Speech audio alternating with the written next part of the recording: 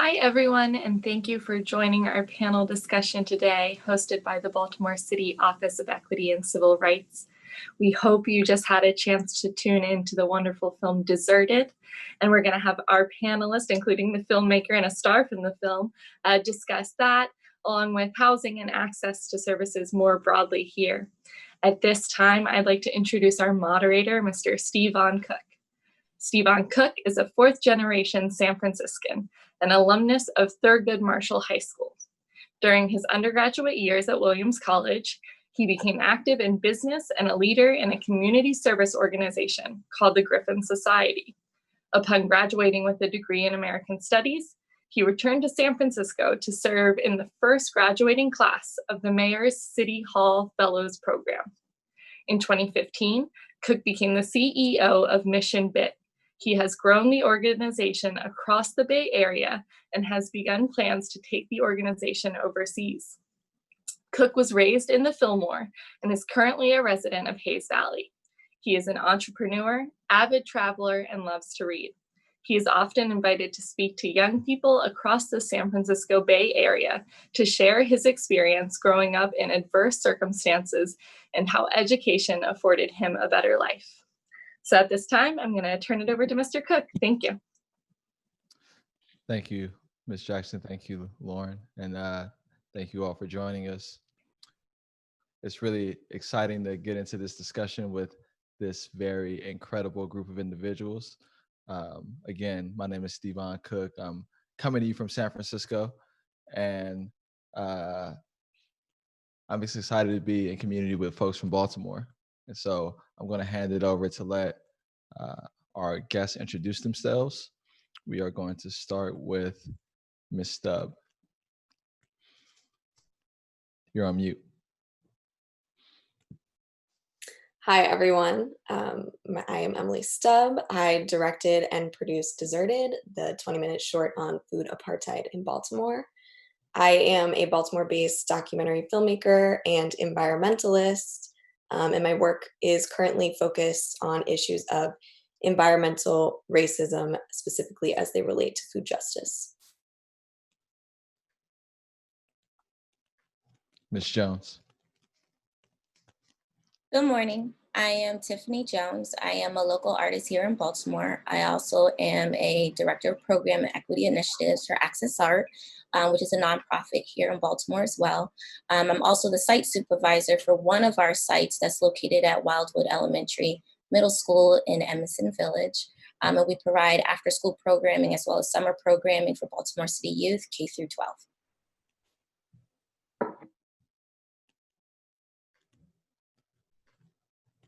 Ms. Thrower.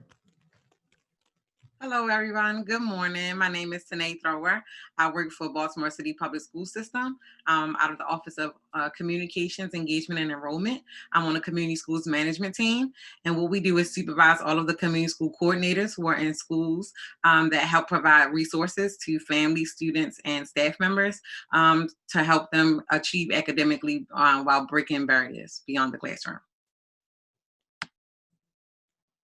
Mr. Meyer. Hi, everyone. I'm Brandon Myers. I am an attorney counsel at Uber, where I advise the company on platform policies as well as regulatory compliance. And just a little bit more about my connection to the issues we'll be discussing today.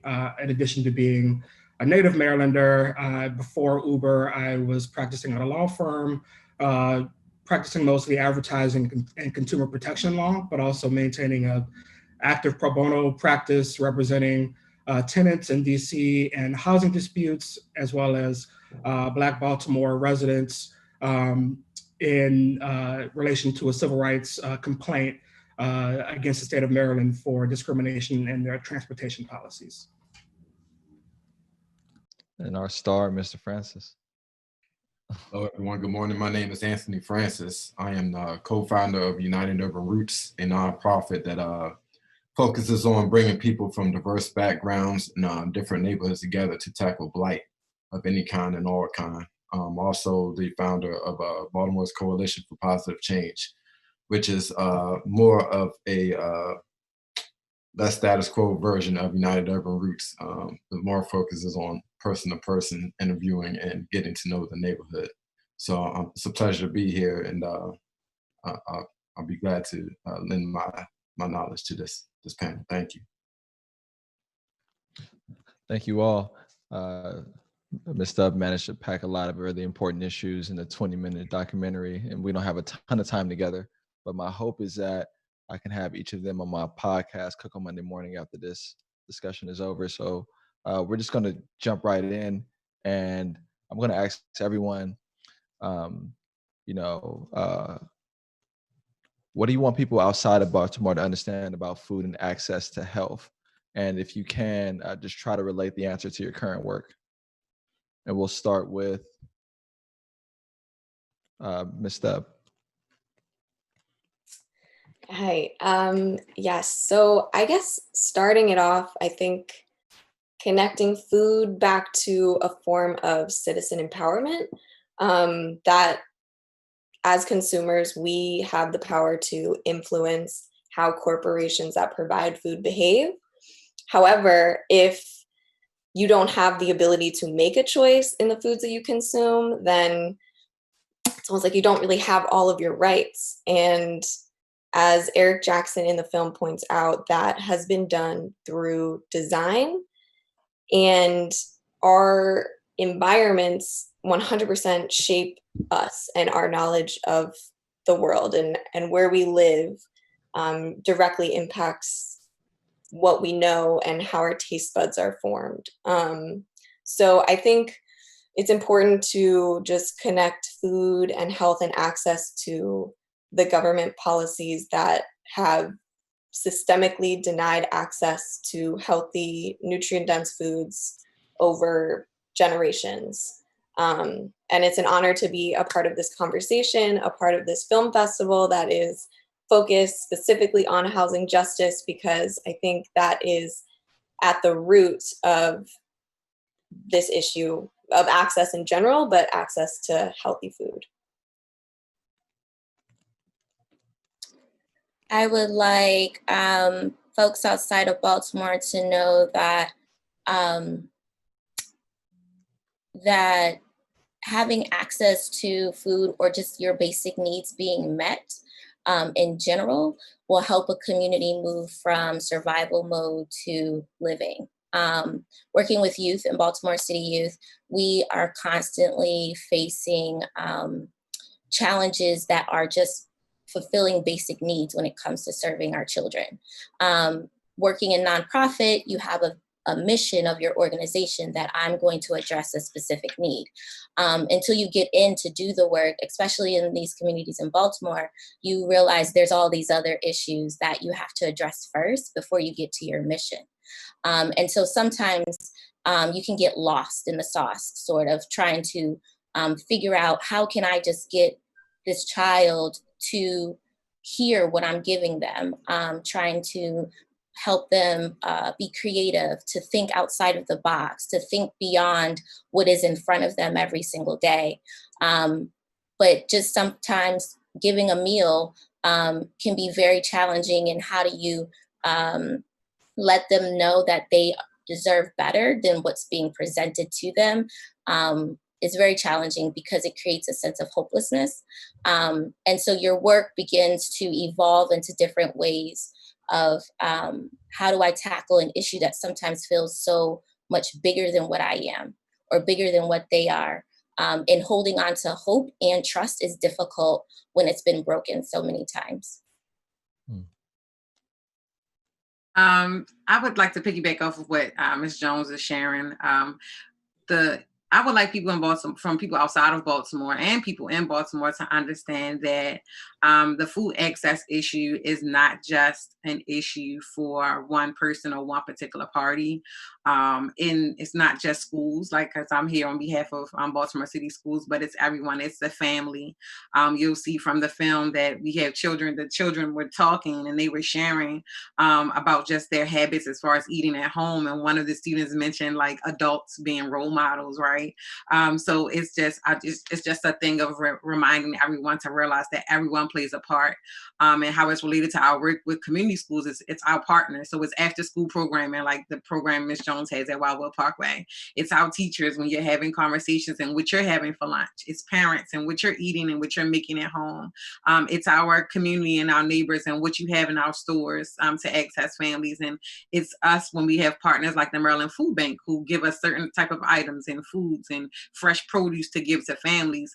But sometimes that can become troubling because we may have 100 produce food boxes that we're giving away like now during COVID time, but we have families who are turning them away and who don't want them. And part of the reason that some of them don't want it is because they don't know how to prepare them. They don't know how to use them. It's not food that'll last for a long period of time. So when we think about where some of our families are in urban cities like Baltimore, some of them are in survival mode and some of them are in, hey, I had to make sure that my family will be okay for more than one day or more than a week. From that mindset. So I just would like for people outside of Baltimore and inside of Baltimore to know that this is something that we all have to work on together.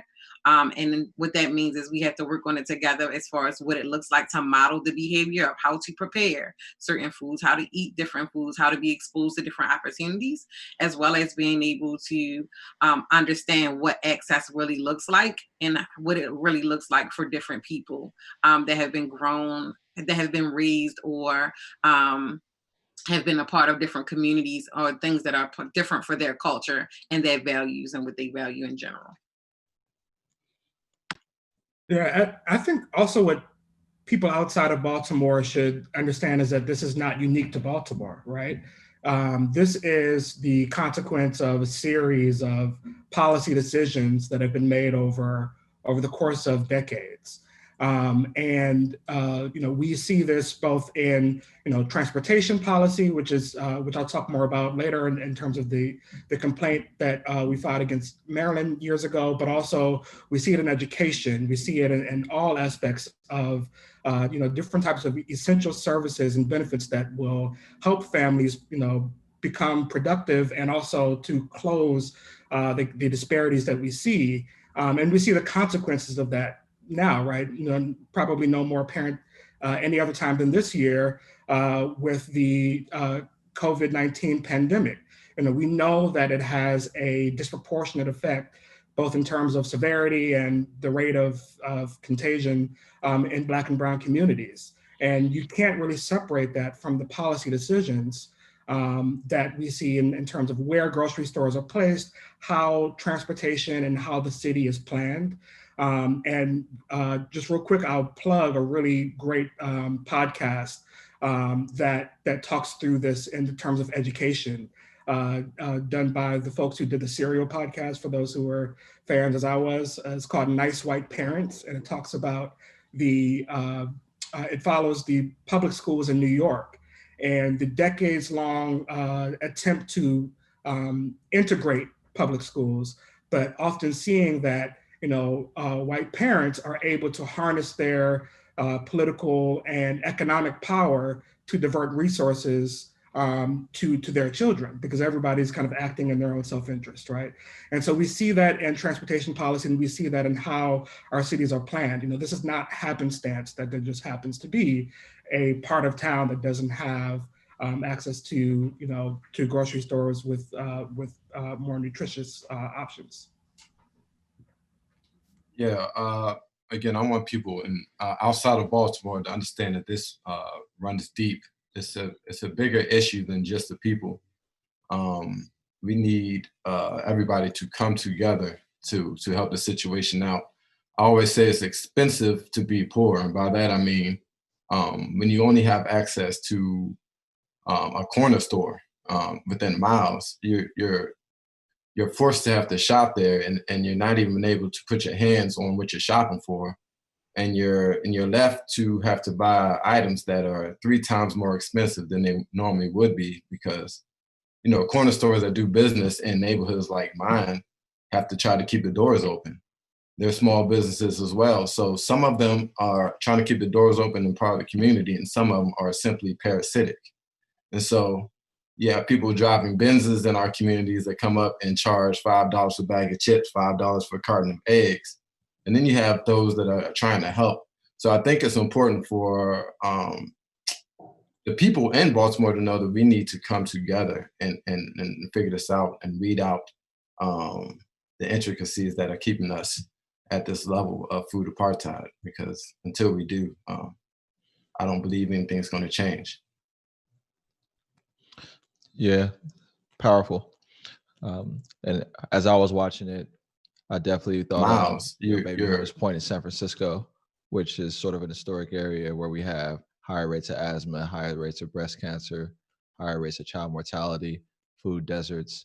And so, as Mr. Myers was saying, it's not unique to the city of Baltimore. I saw a lot of my story wrapped up in the film, and I was so moved in 20 minutes. And so, going into our next question with Mr. Francis and Ms. Stubb, I commend you and all the folks, Mr. Francis, that were also in the film, moving this forward.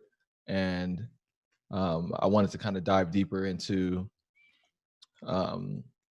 what your initial thoughts were when you were asked to be a part of a film. Like, I was introduced to Baltimore through The Wire. I know y'all probably hate hearing that story. That's like how people hear about it now. You roll your eyes. So what the one of the things that I noticed, and we can kind of get deeper in as our discussion goes on. I was just wondering what your initial impressions were. Like, okay, are they going to depict my community well? Like, when you were asked to be a part of this, what came to mind? Honestly, I was nervous until I met Emily in person. And again, I've been asked many times to tell my story. I've chose to tell my story to certain people, and what happens is a lot of times your story is either twisted or they take the important parts or things that they feel that was insensitive out. And I believe that Emily helped portray that in a real way. So at first, initially, I was like, why does anybody want to interview me? I'm just trying to survive. It really was like, I don't know if I have anything to add, but people commended me for the film, but I remind people that I'm simply just telling my story. It's nothing. I'm not an actor. I'm not, I don't know the first thing about film, but I appreciate having an outlet to speak my mind, because we don't get a chance to really, really speak our mind for our voices to be heard on a platform like that. So. Mm-hmm. Well, share like how she got in contact with you. Like, did you know each other before? Yeah. Just to tell the story. So I was actually serving for District 9 as a food advisor. I worked for the city for 3 years trying to bring resources to my community that surround food. And Emily did some research and found my name and reached out. And so the rest was history. We got to know each other, and I think we're going to continue to do great work. Looking forward to it. But in a nutshell, that's pretty much how it worked. Okay.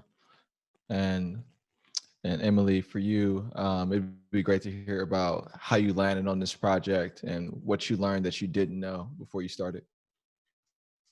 Yeah. I mean, where to start? I guess food as a topic has always been a passion of mine. Like, from a young age, I've always been interested in food. And in high school, I remember seeing Food Inc.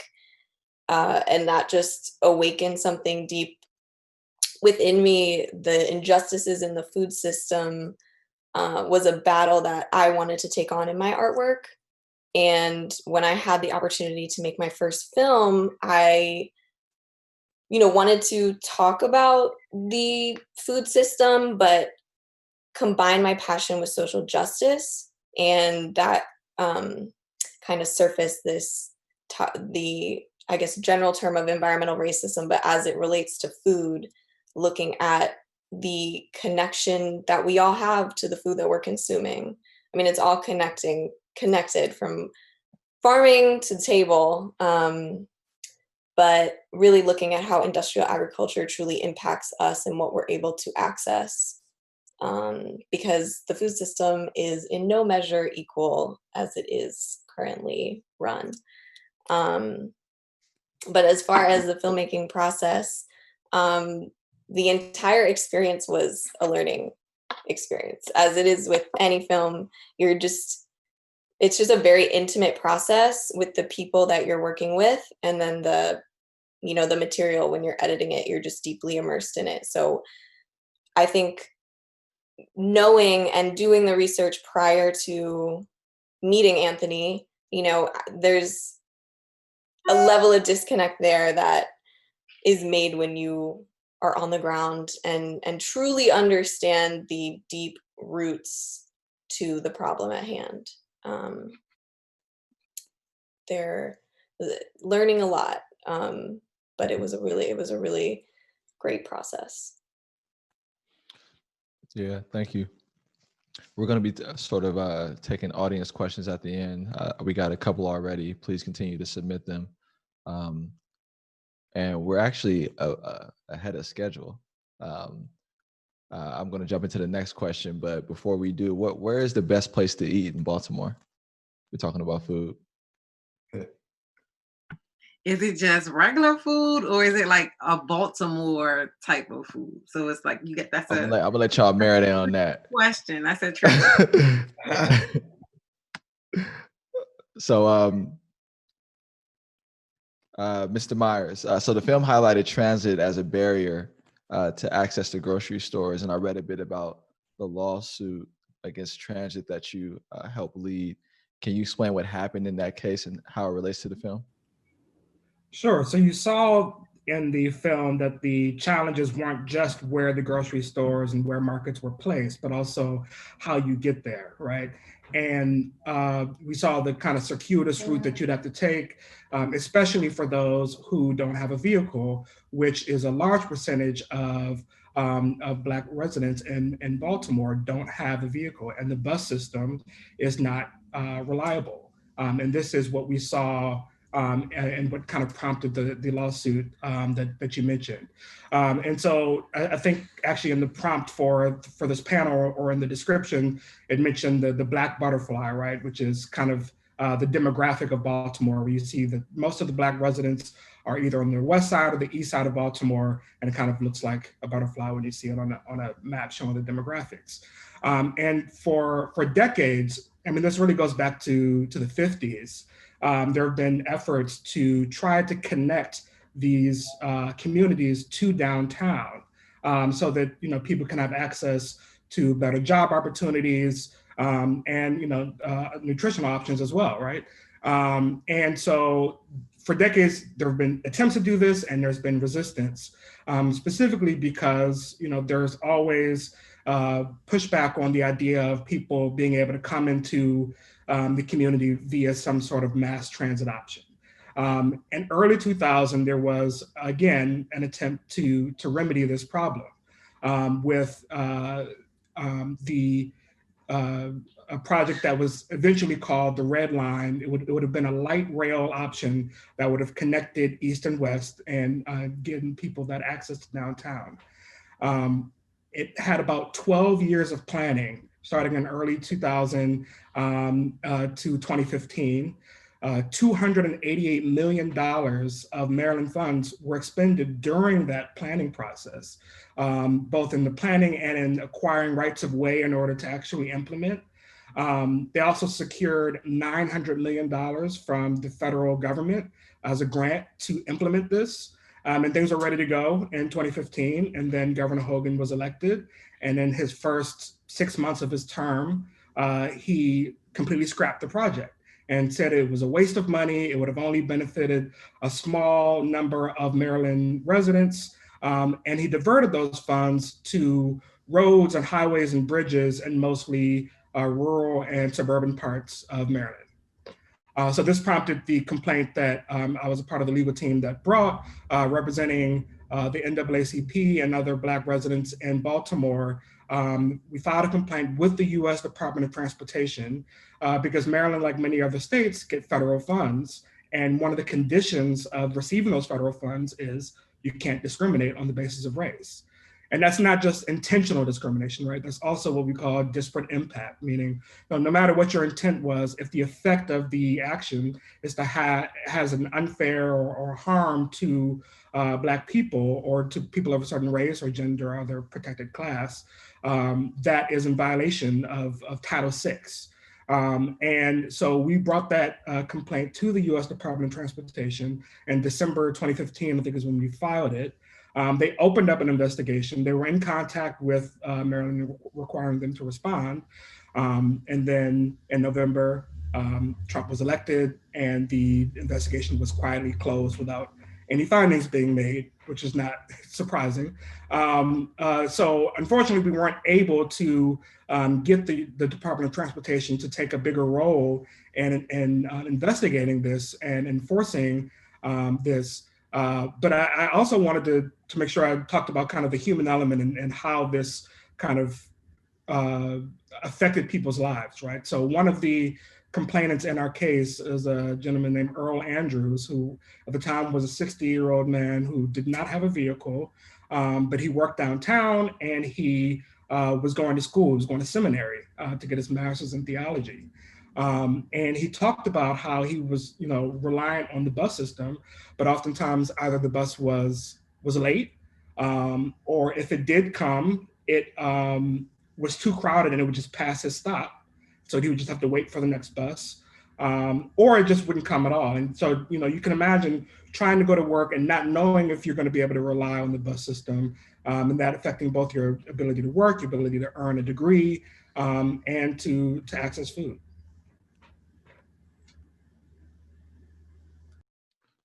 Thank you. One of my favorite parts of the film, my favorite part besides Francis, is the kids. The insight from the students was just like amazing. I love the part when they were like, one of the kids was like, any of y'all have kids?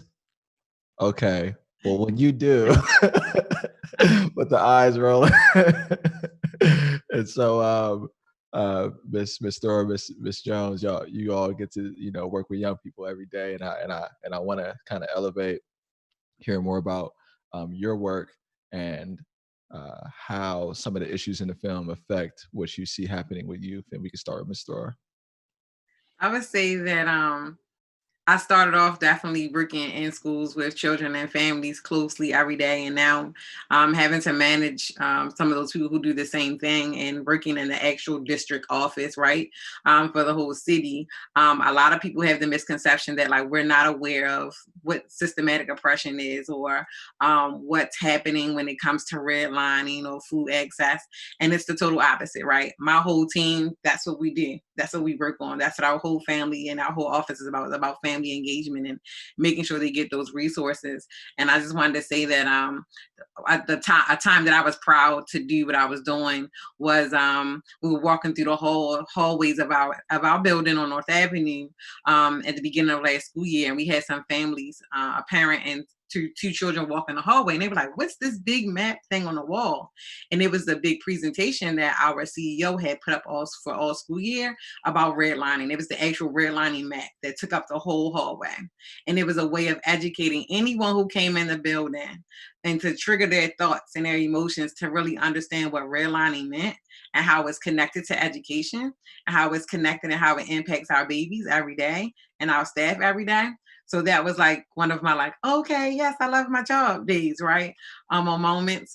I do love my job in general, but just that was just one of those really proud moments. And the video with the children really made me excited even more because the clip about the Salvation Army's grocery store that's across the street from the school. That's actually the school that I used to work at, Barclay Elementary School, and it's directly across the street. So I was a part of those meetings and representation of my principal and families and students and parents, right? To make sure that if this grocery store came in the community, that they had to make sure that they hired parents. They had to make sure that they hired students that were graduating from that community. They had to make sure that the prices weren't, weren't very high like the other grocery stores that weren't that far from there, right? They had to make sure that it was in a location that was close by, that was on the borderline from Charles Village versus Greenmount West or Greenmount 25th Street.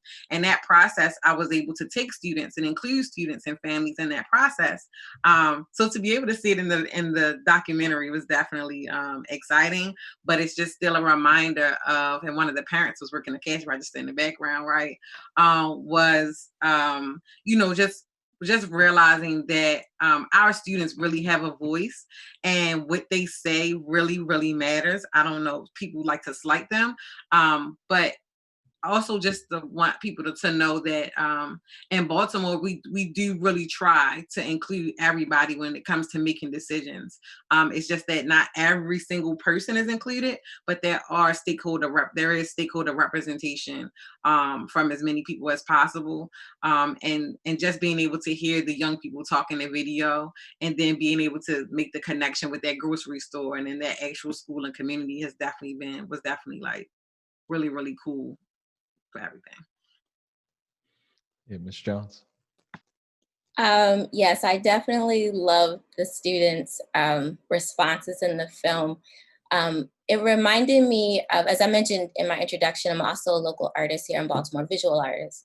And I did a project with Southwest Baltimore Charter School. And I did photography, part of the project where I photographed the city's benches that said the greatest city in America.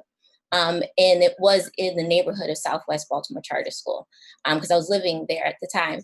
And I worked with the fourth grade class, and based off of the Children's Defense Fund report at that time, which was the state of Black children in America in general, I use that as a way to inform what our children see and versus, or what they see and what they think and versus the environment that they're in. So when I worked with that class, the film reminded me like of those youth and like how they have so many ideas about how to make their community better, and what a powerful voice that they can have. And just like Ms. Thrower said, like people don't think that we give our children enough credit for what they know. So in my project, it just showed like kids talking about the trash. I think one of the youth like really talked about all the trash he saw in his neighborhood. And so that was to see that still a thing. This many years later, I did mine in 2011, this is 2020, and still kids are talking about the trash in Baltimore and how it's uncomfortable to be in an environment that they live in every day where there's trash everywhere. And some of them were talking about the liquor stores that they see. Some of them were talking about just having drug dealers on the corner and they want to clean up their neighborhoods. And this was in 2011, and we're still having the same conversation. Our kids are still seeing the same problem. And so in my work, I got into nonprofit and I got into working with Access Art, one, because we use art as a way to give kids a voice. We give them a platform. We teach them how to be leaders and how to be effective in their community. We use art as a way to fuel them with understanding that they can make change. So when we do a lot of our projects, it's talking about identity, then we talk about community engagement and civic engagement. And a lot of the issues that come up is nutrition and food access. Last year, we used Erin Mabin's curriculum for art activism, and we taught kids how to identify issues that were important to them and how can they voice that. And in our exhibition inside of the school, we talked about, one of their presentations was about school lunches. And like, yes, you're providing me a lunch, but how nutritious is it? You know, how good is this food that they're giving me? Sometimes they can't even identify what is on their plate. And so giving a voice, and some people didn't like what the students had to say, but they were heard. Parents saw that, school faculty saw that, the principal saw that. And so here they are telling you what they feel. Now let's put it into action. How can we give them or show them that they can be leaders even at this young age by expressing themselves? Another thing I really appreciated about the film was how Anthony really highlighted people in Baltimore want better. people in Baltimore do want to make change. It's not all about violence. It's not all about, I think one of the kids even said that. He was like, yeah, I understand people die from getting shot, but nutrition is still healthy. I mean, important too. People are not being healthy, you get diabetes. We work with youth workers. This past summer, we had to have a conversation with our youth workers about why they may be feeling tired or sluggish. What is in your nutrition? They're eating unhealthy foods at 9 o'clock in the morning, but that's what they have access to. And so it begins this conversation, and we have to constantly have it with them to make better choices, but not just say that you have to do better. We're going to help support you. So providing urban farms, or providing just the education in, okay, if these are your choices, how can you pick the more healthier food? How can you have that conversation with mom and dad? So yeah, I really appreciate the youth's input in that. Yeah, Ms. Stubb, you wanted to add?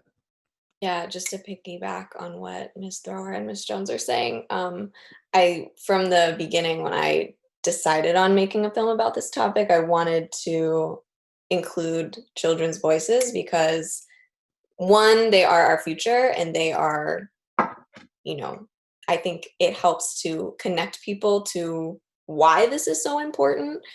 And because they're truthful, because they are the perfect pulse on the issue, because they speak from the heart and they don't hide anything. So I'm happy that you guys resonated with them as well. Yeah, we had a question from the audience, and I want to thank everyone that's joining us. We have about 40 folks that are participating. We're going to wrap up in about 10 minutes. Please continue to submit your questions. But before I go on to my next prepared question, there was a question from, I want to say it's Kaliam. Sorry if I pronounced your name wrong, but there was a proposal by the city council as a potential ban for gas stations, and it was a way to help promote access to grocery stores. So if anyone is familiar with that proposal, if you have a response to that. I know a few folks said they weren't familiar. Not familiar with the proposal, but I know part of what I did for food advisor in 3 years is we got to talk to various different grocery stores about trying to entice them to come to communities like ours. And I know that is, outside of keeping gas stations out, there's a lot more to the politics of that. And the profit margin for most grocery stores is very minuscule to begin with. And so from what I understand is, in order to get main or grocery stores to come to communities like ours, it has to make sense. That means our city has to step up and give them tax incentives and things and grants in order to do business in our communities. We can't expect them to come to our community, and we know that things are going to get stolen both by the community and people who work there. That's just a part of owning a grocery store, no matter what area code you work in. And especially in our communities, they don't see a profit margin there that makes sense. So again, I appreciate the city for moving in a direction of some sort. But again, I think to incentivize the grocery stores by giving them grants and helping them recover the losses if they do get losses, and make some guarantees would definitely help. You can't expect them to come here and just lose money. So it's a double-edged sword, Yeah, if I can, I'd just like to really agree with what you said, Anthony. And I may be kind of hammering this point over and over, but it really does have to do with the policy decisions. And in order to achieve the equity that I think so many folks talk about, what they don't realize is that will require a sacrifice from some portions of society, right? If you have limited resources, there's going to be a budget meeting, or there's going to be some type of city council meeting where they're going to have to decide, should this money go here or there? And everybody is really gung-ho about equality until you have to make the decision to use resources to close the gaps, to close the disparities, and that might mean that you can't fund or something that would have benefited parts of society that don't have those same types of disadvantages. And so, it's just something for us all to remember, and for folks who are advocates, or at least, who purport to be advocates for these things, that, it's going to require some hard decisions in terms of where your resources go. Yeah, absolutely. We got Miss Jones back. I think we lost her for a second. So before we do a few final questions, I just wanted to ask Ms. Stubb again, because we're talking a lot about representation and policy, and I wanted to get your insights on your experience in terms of, how you thought about race and like your race coming into play with putting the film together. Yeah, I mean, I think that's definitely something to comment on. I think the point in the notes that you made about the comments on, violence not representing the community justly, I think there are so many misconceptions and stereotypes in the society, and it was important for me in making this film to just represent the truth and just represent the stories of the people that I was talking to. I mean, I made general outlines of the points that I wanted to touch on, but the real story came together after, meeting Anthony and spending time with Eric and spending time with the kids and Major Hog from DMG. I think the goal was to just represent the truth and use this art form as a tool to elevate the work that everybody's doing. And in making this film, it's a 20-minute short. After it was finished, I didn't necessarily feel complete. So I'm in the process of working on expanding this film into a feature that's going to look more broadly at the issue across the country. And the goal with that is to have that film be used eventually as a tool to, be focused more so on the solutions. Obviously, it's going to comment on the historical nature and like how we got here, but the focus is really going to be on people that are in their communities making change and breaking down these barriers, because I think that's really where the true focus needs to lie on how do we move past the history and make sure that that isn't the future. Ms. Jones.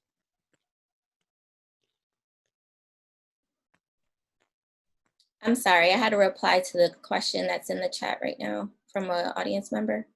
Oh, okay. Okay, cool. I thought you wanted to reply to what Emily was saying. Okay. So there was a question from the audience also about someone, Karen from the audience wants to show the film to college students.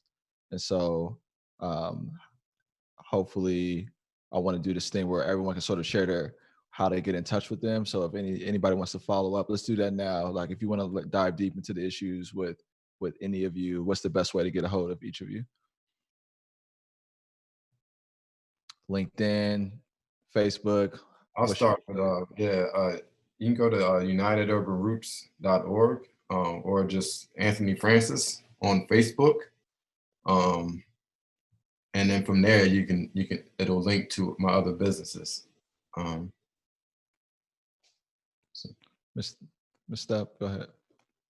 Yeah, you can find me on Instagram, just Emily Stubb, or my website, emilystubb.com, or email stubb.emily@gmail.com.